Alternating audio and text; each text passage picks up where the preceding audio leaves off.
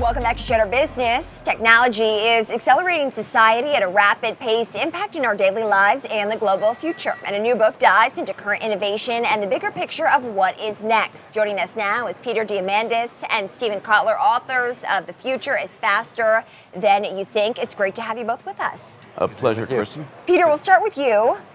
So much of our conversation these days is about technology in the future. Why was now the right time for you to write this book? Well, we're at the beginning of a new decade, first of all, and the challenge is that the speed at which technology is changing is itself accelerating. So it's getting faster and faster and faster, and people are having a hard time keeping up with the rate of change. And in that situation, people get fearful. Is my company still going to be around? Is the company I'm trying to start valid? And where are we going to be in 10, 20 years for myself, my family? The purpose of this book, the reason that Steve and I wrote it in part, is to give people a hopeful, compelling, and abundant vision of the future. Mm-hmm.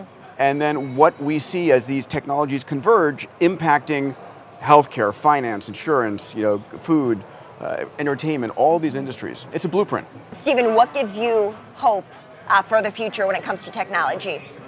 What gives me, the same thing that always gives me hope for the future is people. But what this book really talks about, as these technologies accelerate, they democratize, they go wide, and they demonetize. They get cheaper and cheaper and cheaper. The point is, people have never been so empowered by technology as today. People have never had more technologies, converging technologies, especially with which to tackle really the grand challenges that we're afraid of, right? The things that are scaring people, whether it's how am I going to get a great education for my kids, or how do I deal with the climate crisis, we have more tools than ever before to go at these problems. Well, give us an idea of some of the manifestations of that technology, because I think when people think about tech, right, we can think of what Peter Thiel said at Yale back in 2013, right? You remember it. He said, we wanted flying cars, instead we got 140 characters. So now you got flying cars. Yeah, we opened. Not really, though. I mean, you walk out. But let's look at the yes and details. no, right? It's taking us longer to get places. Congestion is up. Carbon emissions are getting worse. So we open the book with a chapter on transportation, and we do a deep dive into where we are with autonomous cars right now. Right, this is Waymo, this is GM Cruise, this is Tesla with billions of miles on autopilot, and the fact is that these technologies are rolling out over the next 2 to 3 years. And these autonomous cars are going to be far better than human drivers. We're killing 23,000 people a day right now. Electric autonomous cars are 3 to 4 times cheaper. You're going to sell your car. There's no capital expense. You use it as you need it. Flying cars, Airbus, Embraer, Boeing, Toyota, almost every major air manufacturer, aviation manufacturer, and car manufacturer are getting into this business. Well over 150 startups in the flying car business. Terrible name for it, flying cars, but well over $1 billion a year coming in. So Uber has announced operations in LA and Dallas in 2023. I don't buy the timeline, okay, personally. that's fine, yeah. But we see Joby Aviation getting $600 million from Toyota and other investors just last week. We see, again, Airbus, Embraer, Boeing, and so forth. The technology is here. Is it going to be 2023 or 2025? It's this decade. It will be this decade. And what we're going to do is release, 20% of New York City and LA that is occupied by these large metal machines in parking lots and parking and so forth, back to nature, back to the environment, and change where people live and where people work. That's just one example. And the size of the dating pool, and the size of the local school district, right? A lot of really, the transportation revolution that's coming, tremendous opportunity, but it's going to reshape really fundamental things in our lives, like the size of the local dating pool, the size of the local school district, very, very quickly. Okay, so when it comes to space, there's been a lot of focus on this. Virgin Galactic recently IPOing down here on the floor of the stock exchange. Yes. How hopeful are you on space tourism, and what does that provide? So my background is space. I've started a number of space companies, and the X Prize Foundation, which gave birth to Spaceship Two, and Richard licensed the technology from that competition. So everything we've ever held of value on Earth, metals, minerals, energy, real estate, are in near infinite quantities in space. Say it over and over again, the first trillionaires will be made there.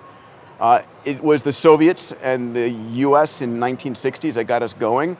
The race today is between Elon and Bezos, right? And I would bet on those two to move us farther and faster than anyone ever before. I mean, Jeff's investing $1 billion to $2 billion a year. Elon, it's his moral imperative to get humanity as a multiplanetary species. And what he's accomplished with Falcon 9 and now with Starship is extraordinary. So the ability to get humans to the moon this decade, get humans to Mars by 2030, early 2030s, is something that's backing up the biosphere. So it's exciting, and we're back to the early days of the 1500s where Europe was looking towards a new world. But Stephen, I think people do wonder, is space tourism, right? A flight to space that is relatively affordable for the average person, is that something that is going to be a reality in their lifetime if they are a millennial? What do you think? If you're a millennial, I think it's going to be a reality. And are we talking 20 or 30 years? I think that's probably a good time horizon. I might actually accelerate. We keep waiting for the Bigelow Space Hotel, right? The inflatable space hotel. That's the one I want. Yeah, we'll certainly see you there. That sounds pretty cool. Right. I'm wondering about privacy and the way that privacy is handled question. over the next decade. Jeff Bezos, the wealthiest person in the entire world, in history, cannot keep his text messages safe. So there's a change coming. We're heading towards a world, one of the things we talk about in the book, which is amazing, is a world in which we've got 1 trillion sensors, then 100 trillion sensors, right? Every camera, forward-looking, digital cameras on your augmented reality headwear, drones, autonomous cars generating 750 megabytes of data. This is like a nightmare for the ACLU. Yeah, well, it is, but it is a change in culture. We're heading towards a world where it's going to be possible to know anything you want, anytime you want, anywhere you want. And I have 2 8-year-old boys, to teach them that whatever they do publicly is going to be in the digital record. And that privacy, to a large degree, is a concept in the past. But how do you make sure that governments don't use this technology in order to oppress people the way that China has with the Uyghur Muslim minority? The way San Francisco has said, we are not allowing facial recognition technology in our city because of human rights concerns. It's a serious issue. It's a serious issue. And with affective computing, right, the computing of emotions and being able to read emotions off face readings and really sort of being able to read more of our intimate thoughts through our emotions, this is coming more and more. But do we stop putting up satellite constellations because it'd be a bad idea to bring the internet to the 4 billion people who currently lack it? That's the trade-off.